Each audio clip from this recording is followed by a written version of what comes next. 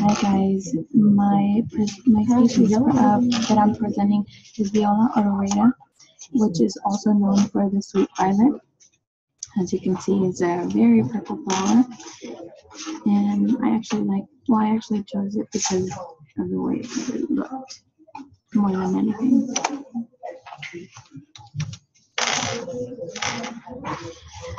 The importance of the Viola odorata, is a flower that is also known as a sweet violet. It has been known for centuries.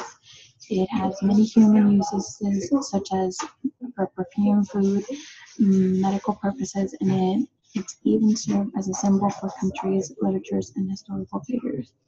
This flower is so unique because it is noted that it has been used historically for cancer.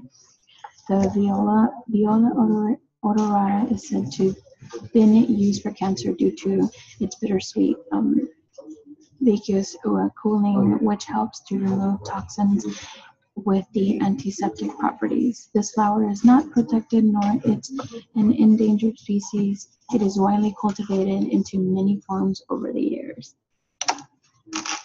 Taxonomy, as you can see, the domain is Eukarya, the kingdom is Plantae, the phylum is Anthophida, class Magnoliopsida, order Violas, family Viola. I'm sorry, I can't pronounce that. Genus Viola, and species, obviously, the Viola odorata. And here you can see the phylogenetic tree of the Viola odorata. Sorry, I keep getting it wrong. The Viola odorata is a deep purple flower, which is the reason why its name is given. Although there can be some white ones and maybe even yellow ones, but the most common are the deep purple. It has 5 sepals extended at their base, along with 5 unequal petals.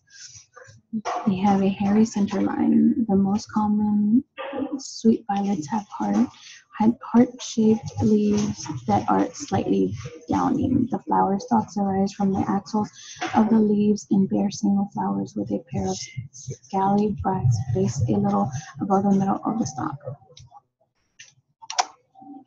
The sweet violet is a plant that produces its own food, meaning it's an autotrophic plant. It obtains its food by 2 different processes.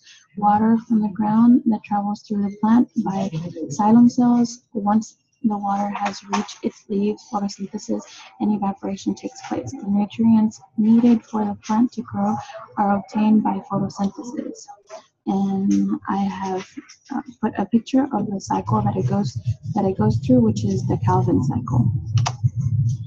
The reproduction. The sweet violet flowers early in the spring. They come out early in the spring.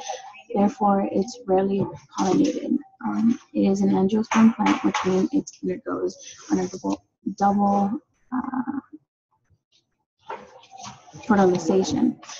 Has both male and female organs and reproduces by sending out runners from the roots to form new plants. They also use ants in order to disperse the seeds in different regions. Here you can see their life cycle, and this is a picture of the ant that mainly help reproduce this plant. Distribution and habitat. The sweet violet blooms every year. It grows best when exposed to sunlight under cool weather. It is most found in woods, pastures, swamps, and moist meadows. It prefers well-drained soils and as well as moist soils. Its sweet violet is the most popular violet. The ecological and economical importance. The sweet violet have all sorts of vitamins such as vitamin C and vitamin A. It is also said that this plant has the same amount of vitamin C that a regular orange would have.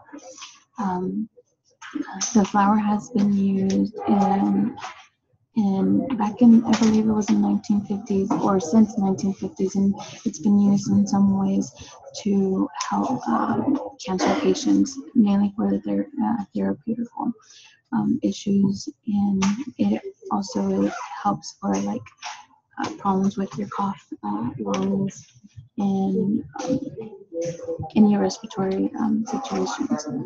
This plant is very economically important because it can be used in any medical purposes.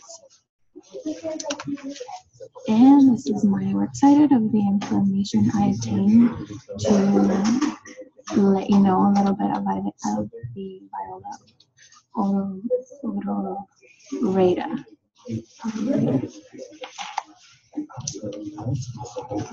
And hope it was a good information for you guys. Thank you.